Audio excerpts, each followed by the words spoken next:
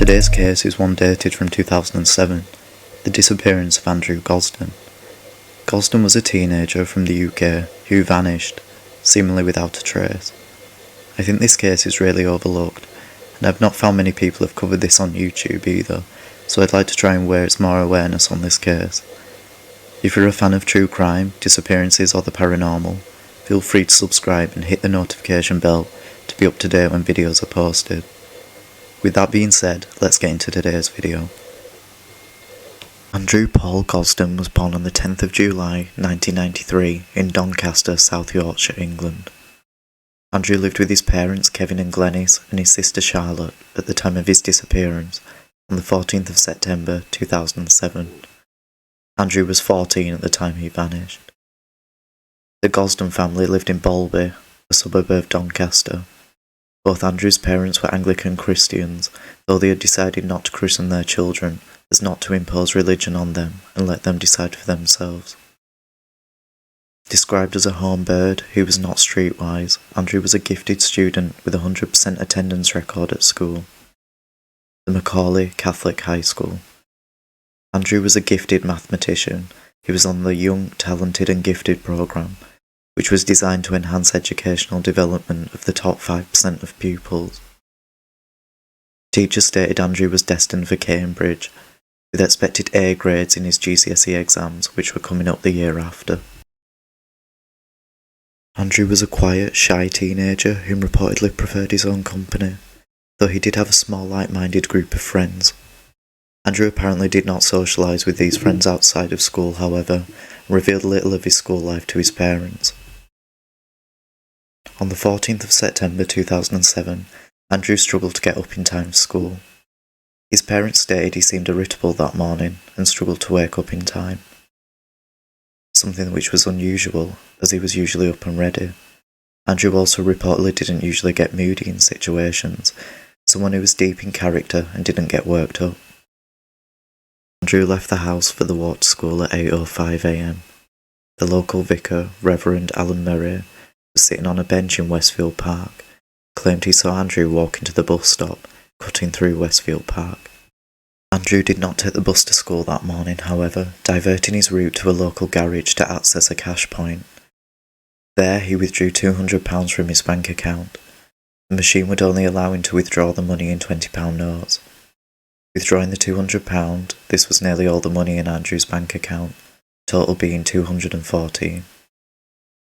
Heading back home, Andrew was captured on his neighbour's CCTV cameras as he arrived back. When Andrew got home, he changed out of his school uniform, placing it in the washing machine and hanging his blazer on the back of a chair. Andrew, a fan of heavy metal music, then changed into his casual clothes, which consisted of a black Slipknot t-shirt, black jeans, and he took his bag, which had various rock band stickers sewn onto it. Andrew took his wallet, keys and his PSP gaming console with him before leaving the house at 8:30 a.m, but left £100 in cash which he had received for birthdays. Andrew again headed towards Westfield Park, which was picked up on the neighbour's CCTV again. Arriving at Doncaster railway station, Andrew purchased a one-way ticket from Doncaster to London. This is important as the ticket officer remembered this point, as she explained to Andrew he could purchase a return ticket, it was 50p more, but Andrew declined. Picked up again on CCTV, Andrew was seen boarding the train to King's Cross station. Arriving at 9:35 a.m, he was alone. Another passenger on the train who sat next to Andrew said he had noticed he was quiet, engrossed in his PSP game console.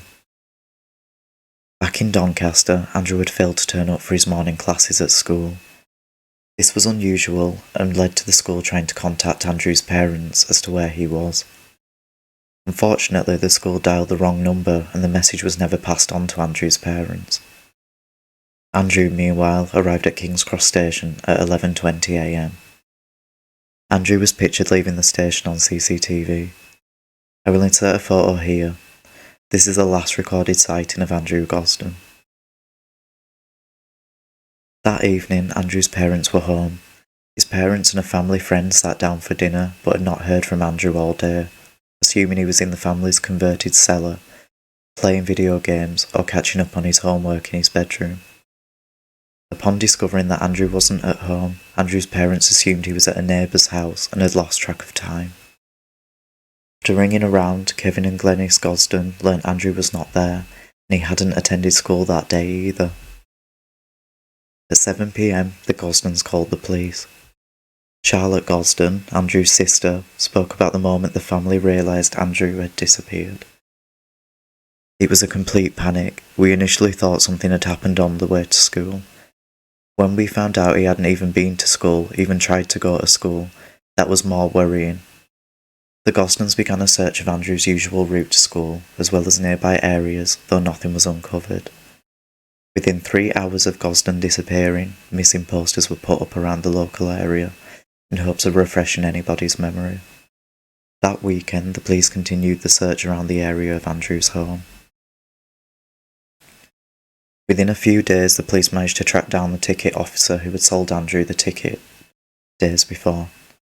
Despite the woman noting it as strange that Andrew had only purchased a one-way ticket, Andrew's father, Kevin, said this wasn't unusual, as Andrew knew London well, had visited frequently, and had family and friends there who he could have stayed with.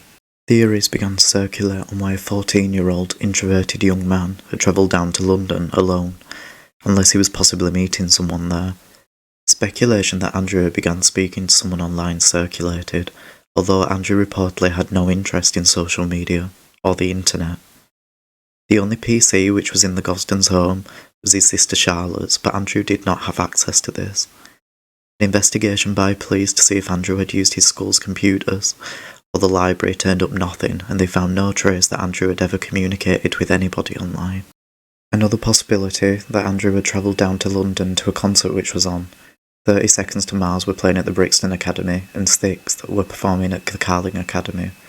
Police did believe the Styx concert to be a plausible explanation for Gosden to travel down, with the concert originally meant to be performed on the 7th of July at 4 p.m, though this was rescheduled.